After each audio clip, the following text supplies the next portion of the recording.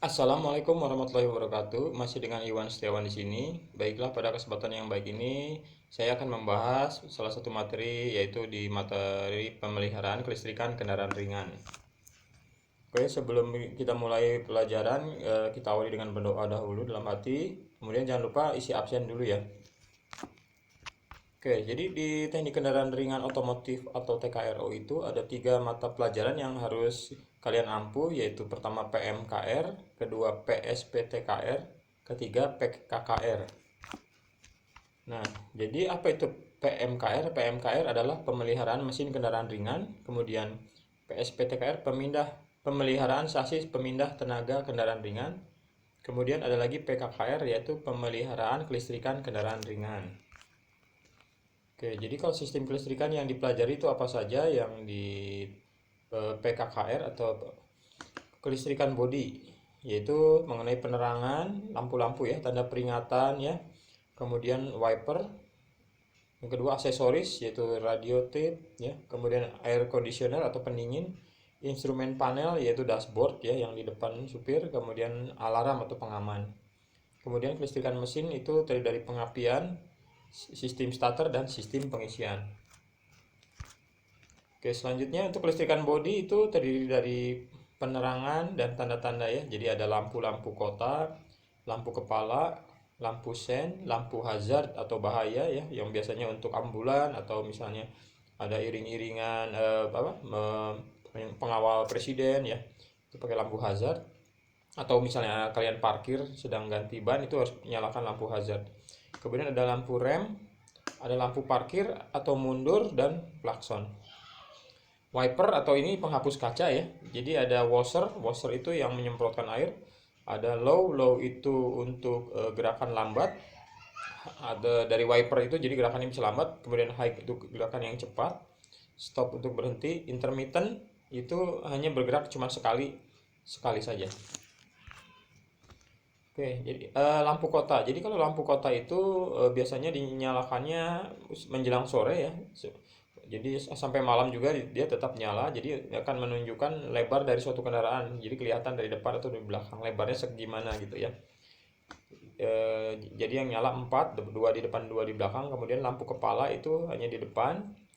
Jadi lampu kepala itu bisa lampu jauh, lampu dekat, dan satu lagi lampu istilahnya itu lampu tembak ya, atau flasher, flash atau lampu flash ya. Kemudian lampu sen ya, ini khusus untuk berbelok ke kiri atau ke kanan. Jadi kiri depan, kiri belakang, kanan depan, kanan belakang. Cuma ini kalau misalnya ada tombol hazard ya, ini jadi keempat lampu sen ini bisa nyala. Jadi kayak untuk tadi saya katakan, biasanya untuk ambulan, untuk iring-iringan pengawalan, ataupun misalnya darurat di pinggir jalan sedang ganti ban ya, atau mogok, itu harus nyalakan lampu hazard atau bahaya. Jadi tahu kendaraan yang lain itu bisa melihat ada mobil parkir ya, darurat. Kemudian lampu rem itu hanya ada di belakang. Lampu rem ini pada saat kalian injak pedal rem dia akan menyala ya. Dia biasanya berdekatan dengan lampu kota ya. Jadi lampu kota nyala, kemudian nanti lampu rem menyala akan lebih terang. Selanjutnya ada lampu mundur. Jadi pada saat kalian memasukkan gigi mundur, itu ada di persnelang itu biasanya ada tulisan R. R itu reverse atau mundur ya. Itu biasanya lampu belakangnya langsung nyala sebagai tanda yang di belakang bahwa mobil ini mau mundur. Nah, ini ada tombol-tombolnya, tombol untuk lampu ya. Jadi kalau untuk belok kiri dia kita tinggal tekan ke kiri, belok kanan tekan ke kanan. Kemudian kalau mau lampu kota putar sekali ya. Kemudian untuk lampu besar atau lampu kepala putar yang kedua. Untuk lampu jauh ditekan ke depan. Untuk lampu dekat ditekan ke belakang ya. Kalau misalnya mau lampu flash atau tembak di pada saat lampu dekat kemudian ditarik sekali ya. Jadi seperti itu, nanti di praktek mungkin lebih jelas nih. Nah, sekarang washer dan wiper. Washer itu adalah penyemprotnya ya. Jadi penyemprot air di kaca depan dan juga ada yang di kaca belakang. Jadi nanti penyemprotnya juga harus bersih atau tidak tidak tersumbat ya. Kemudian nanti setelah disemprot baru wipernya atau penghapus kacanya digerakkan ya. Jadi biasanya kalau hujannya masih rintik-rintik, kita pakainya yang sekali saja, intermittent namanya, sekali-sekali saja. Tapi kalau misalnya hujannya mulai agak agak apa banyak, agak-agak ini, nah pakainya yang low. Tapi kalau misalnya hujannya lebat, kalau low itu yang gerakannya lambat ya. Kemudian kalau hujannya lebat sekali, gunakan yang high ya. Nah, ini tombolnya seperti ini, biasanya di sebelah kiri supir ya. Kalau tadi tombol lampu ini adanya di sebelah kanan. Sementara kalau untuk wiper washer biasanya ada di sebelah kiri. Oke, kita lanjutkan untuk kelistrikan bodi. Nah, ini komponen-komponennya apa saja? Jadi di dalam kelistrikan bodi itu ada baterai sebagai sumber arus listrik ya, ada kabel sebagai penghubung, ada sikring sebagai pengaman, flasher itu untuk lampu sen berkedip, relay itu untuk menghubung saklar ya, sebagai untuk mengefektifkan juga arus listrik. Kemudian saklar itu switch atau tombol-tombol ya. Kemudian lampu itu sendiri. Sedangkan rangkaiannya, jadi di lampu kota itu harus ada rangkaian-rangkaian tertentu ya. Ada lampu kepala juga, lampu sen, lampu rem, lampu parkir atau mundur, dan klakson. Jadi kalian harus memahami cara merangkainya ya. Oke, ini gambar baterai ya. Baterai itu sebagai sumber tegangan yang menyalurkan arus listrik ya. Baterai di mobil biasanya 12 volt. Kecuali di truk itu biasanya 24 volt. Jadi ada dua baterai ya. Di sepeda motor juga biasanya 12 volt. Cuman yang beda ampernya. Biasanya kalau di mobil semakin besar ampernya, semakin besar pula. Nah, ini untuk kabel ya sudah jelas untuk menyalurkan arus listrik ya. Cuma kabel pun macam-macam ya, ada yang kabel tegangan tinggi, ada kabel tegangan rendah ya. Jadi kalau untuk busi, untuk kabel aki itu biasanya kabelnya besar-besar. Kemudian ada lagi kabel yang berisolasi, biasanya untuk kabel antena itu beda lagi ya. Jadi kemudian saklar itu switch atau tombol ya, itu pun bentuknya macam-macam, ada yang dipencet kayak klakson, ada yang kayak diungkit ya, kayak untuk lampu jauh, lampu dekat ya, macam-macam. Kemudian sikring ini sebagai pengaman bila mana ada korsleting ataupun arus pendek ya, atau arus yang melebihi kapasitas dari rangkaian ya. Jadi ini sikring juga ada dua macam ya. Ada tipe blade ya. Kemudian ada juga yang tipe tabung. Yang tipe tabung itu yang kaca. Jadi ada dua macam. Ini biasanya untuk ampere-ampere yang kecil. Tapi fusible length juga sama. Ini adalah pengaman ya daripada arus pendek ataupun korsleting. Cuma untuk fusible length ini ampernya biasanya lebih besar ya, bisa puluhan ampere. Kemudian flasher juga ada dua macam ya, yang kotak ya, dan juga yang berbentuk tabung ini. Nah, untuk lampu juga lampu macam-macam. Lampu itu ada yang bohlam, ada yang halogen, ada yang LED ya sekarang ini. Ya, itu nanti kita perdalam lagi. Nah, ini contoh rangkaian lampu kepala ya. Jadi kalian harus bisa melihat ini gambar baterai, simbolnya seperti ini ya, di bawah tuh nomor 9. Nanti simbol sikring itu nomor 7 ya. Kemudian simbol switch itu nomor 6 ya. Jadi kalian harus hafal. Terus ada double switch itu ada 56A, 56B ya. Itu double switch. Kemudian itu yang 30, 87, 858 itu ada relay ya. Itu relay. Kemudian yang sebelah kanan nomor 1 dan 2 itu adalah lampu. Dan yang berbentuk panah itu adalah, yang kayak panah ke bawah itu adalah ground ataupun negatif ya, yang tersambung ke body ya. Jadi nanti akan dijelaskan lebih lanjut. Oke, sekarang mengenai besaran listrik yang sering ditemukan, yaitu volt adalah tegangan, ampere itu adalah arus, sedangkan ohm adalah tahanan atau hambatan ya. Nah, jadi kalau tegangan dan ampere itu arusnya ada yang AC dan DC ya. Ingat saja AC itu bukan air conditioning ya, itu pendingin. Ini alternating current. Alternating current itu artinya adalah arus bolak-balik. Itu biasanya di listrik rumah ya, ada arus bolak-balik, itu alternating current, itu listrik di rumah. Kemudian DC itu direct current, itu adalah arus searah. Jadi hanya dari positif ke negatif, dia tidak bisa membalik. Jadi kalau AC itu bisa positif negatif atau negatif ke positif. Kalau DC hanya positif, arusnya mengalir ke negatif. Ya. Kemudian ohm itu tahanan. Tahanan itu ya misalnya arusnya itu tertahan oleh misalnya sebab-sebab, misalnya karena panjang dari suatu kabel atau diameter kabel ya yang tidak sesuai, jadi itu mempengaruhi arus yang mengalir, itu yang dinamakan tahanan. Ini lambangnya ohm, jadi bentuknya seperti tapal sepatu apa? Tapal kuda atau sepatu kuda ya. Oke, selanjutnya tegangan listrik atau electric voltage itu merupakan jumlah energi yang dibutuhkan untuk memindahkan unit muatan listrik dari tempat yang satu ke tempat yang lain karena perbedaan potensial. Jadi dianggapnya begini. Itu tangki yang di atas itu adalah dianggap sebagai kutub positif dan tangki yang di bawah itu dianggap sebagai kutub negatif. Jadi bila mana tidak ada perbedaan potensial, itu tidak akan bisa mengalir ya. Artinya kalau misalnya yang positifnya lebih kecil dari yang negatif, maka tidak akan arus itu mengalir. Jadi aliran air ini dianggap sebagai arus listrik.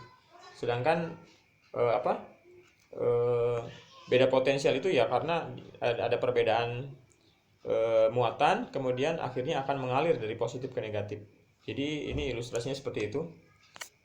Nah, aliran listrik. Listrik mengalir dari potensial tinggi kutub positif ke potensial rendah kutub negatif, sehingga arus listrik mengalir melalui lampu dan menyala. Satuan tegangan adalah volt. Nah, ini jadi ilustrasinya seperti ini. Ya, tadi positif itu dianggap positif yang sebelah kiri ya. Kemudian melalui fuse itu sikring. Jadi baterai ini kotak baterai, ada kutub positif melalui fuse, kemudian melalui switch ya. Kemudian arus mengalir, ini current, ini arus, kemudian melalui beban atau lampu, lalu dari lampu melalui kabel negatif balik lagi ke baterai ya. Jadi karena ada beda potensial, karena ada tegangan tadi, yang perbedaan tegangan dari positif negatif, sehingga arus mengalir ditandai dengan lampu yang menyala ya. Kalau baterai kosong ya berarti lampunya nanti akan redup atau bahkan tidak menyala sama sekali.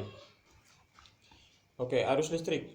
Jadi arus listrik itu ada arus searah DC atau direct current, arus bolak-balik atau alternating current atau AC. Jadi simbolnya seperti itu ya. Jadi arus itu ada dua. Yang tadi kita ulangi, yang arus searah atau DC itu adanya di baterai. Kalau arus bolak-balik contohnya ada di listrik rumah-rumah ya, PLN. Sebetulnya di kendaraan juga ada arus bolak-balik. Biasa itu terdapat di komponen yang namanya alternator ya, kalau di mobil itu untuk pengisian baterai ya. Jadi mengisi ulang ke baterai pada saat mesin hidup, alternator ikut berputar dan mengisi ke baterai. Itu nanti dijelaskan lebih lanjut. Nah, sekarang arus DC dan AC. Jadi secara teoritis ya, arus itu mengalir ya dari kutub positif ke kutub negatif ya, DC. Ini yang, tapi untuk yang alternating current itu bisa bolak-balik, bisa dari positif ke negatif. Lihat itu simbolnya ya, simbolnya bolak-balik ya. Yang satu listrik AC itu simbolnya bolak-balik, kalau yang DC itu simbol dari baterai ya. Jadi listrik rumah ataupun di alternator atau pengisi untuk baterai ya, baterai mobil atau sepeda motor. Satuan arus itu adalah ampere, lambangnya A. Kemudian arah aliran arus listrik. Jadi kalau arah aliran arus listrik itu secara teoritisnya itu dari positif ke negatif ya. Jadi dari baterai positif yang warna merah ya, baterai positif mengalir melalui beban lampu, kemudian dari lampu masuk ke kabel kutub negatif. Nah, sebetulnya yang bergerak itu adalah elektron ya. Apa itu elektron? Itu larinya ke pelajaran fisika ya. Jadi elektron itu adalah partikel subatom yang bermuatan negatif. Jadi kalau secara elektron itu dia justru yang warna biru mengalir dari negatif ke positif. Jadi antara arus dan elektron itu berlawanan arah. Cuman kita mengenalnya kalau arus dari positif ke negatif. Cuman dalam ilmu fisika itu ada materi elektron ya. elektron itu yang partikel subatom yang bermuatan negatif. Ya, itu nanti kalian buka-buka lagi pelajaran fisika ya, itu ada yang namanya benda terdiri dari molekul, terdiri dari atom, kemudian ada proton, ada neutron yang bermuatan positif ya. Di sini kita tidak sampai sejauh itu kita bahas nanti ya. Nah, ini arus listrik konvensional. Jadi arus listrik konvensional itu dari positif baterai yang sebelah kiri, kemudian mengalir ke beban lampu, kemudian dari lampu mengalir ke negatif. Sedangkan menurut aliran elektron atau teori elektron adalah bermuatan negatif, jadi justru dari negatif mengalir ke beban lampu, kemudian mengalir lagi ke positif yang sebelah kanan. Ya, oke. Selanjutnya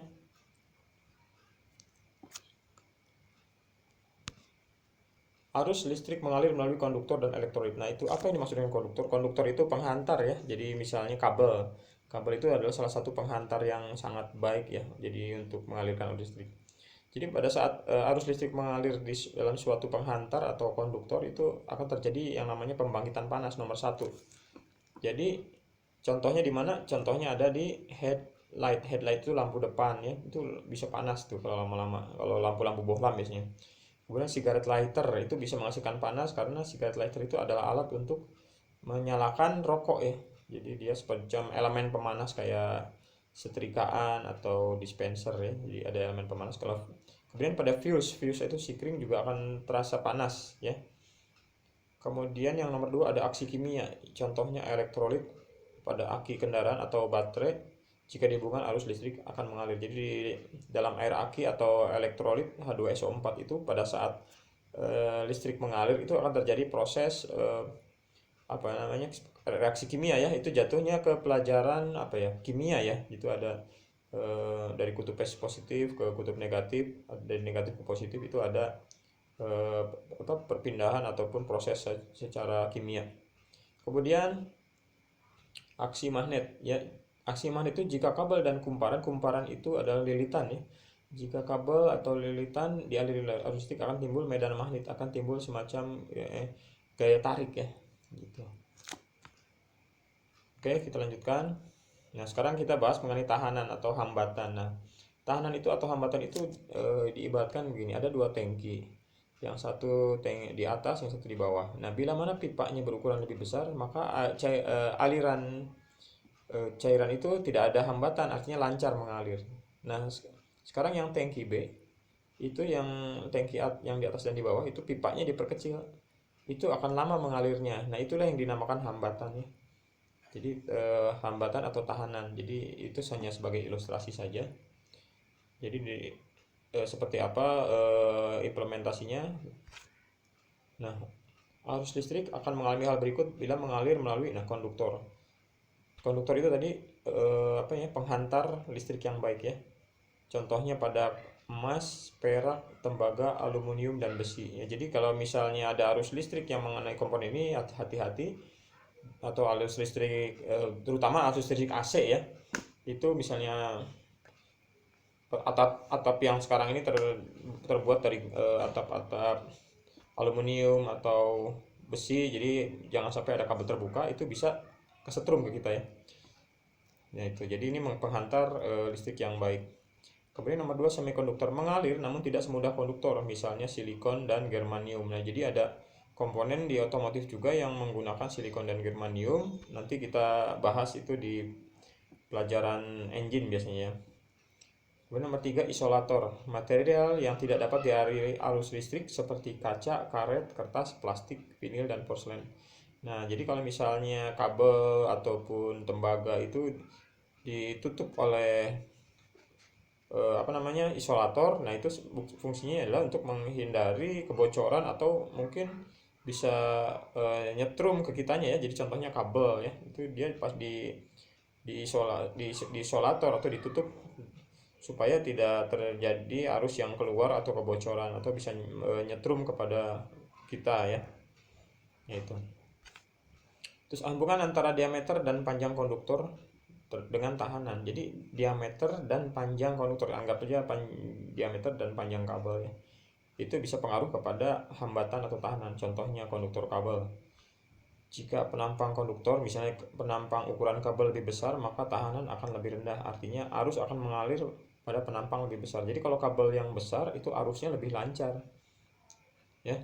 Sekarang jika panjang konduktor lebih panjang, maka tahanan akan lebih besar. Nah, jika kabelnya terlalu panjang juga akan menghambat. Jadi tahanannya akan lebih besar. Jadi yang nomor satu itu ukuran yang besar, itu hambatannya itu kecil ya, arusnya akan mengalir dengan baik. Tapi jika kabelnya terlalu panjang atau konduktornya lebih panjang, maka tahanannya, hambatannya makin besar. Jadi kita tidak boleh mengubah ukuran ataupun diameter kabel dari yang seharusnya ya. Nah, ini contohnya pengaruh diameter kabel terhadap hambatan. Jadi kalau yang lebih kecil, diameternya, tahanannya akan lebih besar daripada kabel dengan diameter lebih besar. Itu yang di atas. Kemudian pengaruh panjang kabel terhadap hambatan. Kabel yang lebih panjang atau longer itu akan hambatannya lebih besar daripada kabel yang lebih pendek. Ya, jadi kalau kita menggunakan kabel terlalu panjang berlebihan, nanti tahanannya semakin besar. Misalnya klakson akan semakin kecil suaranya atau lampu jadi redup ya. Kalau yang di atas misalnya kabelnya harusnya kabel yang besar, kalian ganti yang kecil, juga nanti ada efeknya ya. Ya contohnya kita lihat saja kabel setrikaan pasti ukurannya besar. Kabel dispenser itu kabelnya lebih besar ya. Kemudian kabel apa lagi? Ya kabel kulkas biasanya lebih besar. Jadi jangan sembarangan mengganti dengan kabel yang lebih kecil. Nanti akan menyebabkan efek-efek yang membahayakan.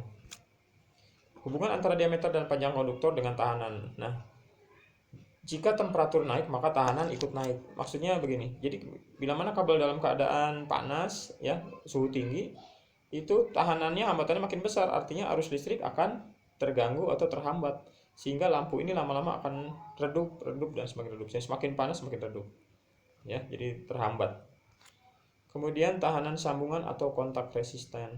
Nah, maksudnya tahanan sambungan ini jika dari baterai atau ke beban kurang baik. Jadi hubungannya kurang baik karena ada komponen-komponen yang karatan ya, misalnya di switchnya, di saklarnya itu ada karat atau ada kotoran atau longgar. Nah, itu akan menjadi tahanan sambungannya menjadi besar, artinya arus listrik tidak akan mengalir dengan baik.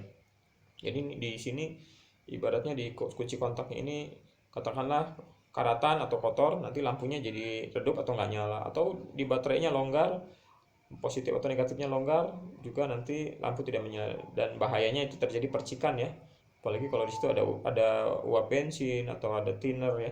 Jadi karena kelonggaran itu bisa menyebabkan kebakaran. Demikian juga misalnya percikan ini terkena gas LPG yang bocor, jadi harus hati-hati. Oke, tahanan isolator. Kabel tembaga biasanya dibungkus dengan isolator. Namun isolator itu pembungkus kabelnya. Jika pembungkus kabelnya terkelupas, maka listrik akan bocor dan bisa menimbulkan percikan. Nah, itu juga bahaya ya. Terjadi percikan, ada bensin, ada uap thinner atau LPG terjadi. Jadi biasanya terkelupas karena mungkin kabel itu tergencet ataupun tergesek dan sebagainya ya. Pengertian daya listrik. Setiap komponen beban pada sistem kelistrikan membutuhkan daya listrik untuk menyala. Daya berhubungan dengan jumlah arus dan tegangan yang diperlukan untuk menyalakan beban dalam sistem kelistrikan. Nah, daya listrik itu biasanya kita tahunya watt ya, dalam lampu itu misalnya lampu kepala itu biasanya wattnya lebih besar daripada lampu sen ya. Misalnya lampu kepala misalnya 35 watt, kemudian lampu sen 12 watt ya. Jadi itu terpengaruh juga oleh tegangan dan arus ya, sehingga bila sesuai dia akan menyala. Nah, ini adalah cara merangkai kelistrikan ya. Jadi kelistrikan itu ada yang rangkaian seri dan paralel. Jadi kalau seri itu dia kayak baris, yang positif lampu masuk, kemudian negatif lampu masuk ke lampu kedua, yang negatif lampu yang pertama masuk ke lampu yang ketiga, kemudian ke negatif baterai ya. Jadi yang ini yang di awal yang pertama itu positif, nanti yang terakhir yang negatif masuk ke negatif baterai. Itu rangkaian seri. Kemudian rangkaian paralel ini, nah rangkaian paralel ini seperti ini ya. Jadi yang positif dengan positif lampu dengan positif lampu, negatif lampu dengan negatif lampu. Jadi ada kelebihan dan kekurangan dari rangkaian seri atau paralel ini. Nah, sekarang kita lihat rangkaian seri. Cara menyusun komponen disusun secara berurutan, rangkaian paralel disusun secara bersusun. Nah, ya, kalau rangkaian seri secara berurutan ya. Kalau rangkaian paralel secara bersusun. Kemudian yang kedua, penggunaan saklar pada kabel. Hemat saklar dan kabel kalau yang seri, kalau yang paralel boros saklar dan kabel. Nah, jadi yang seri itu kelebihannya hemat saklar dan kabel ya. Jadi tidak perlu kabel banyak. Ya, cukup satu saklar. Ini gambar saklarnya belum terpasang ya. Jadi ini langsung nyala semua. Tapi pada tipe paralel boros saklar dan kabel ya. Jadi tiap lampu harus pakai saklar ini. Ya, dan kabelnya juga lebih banyak ya.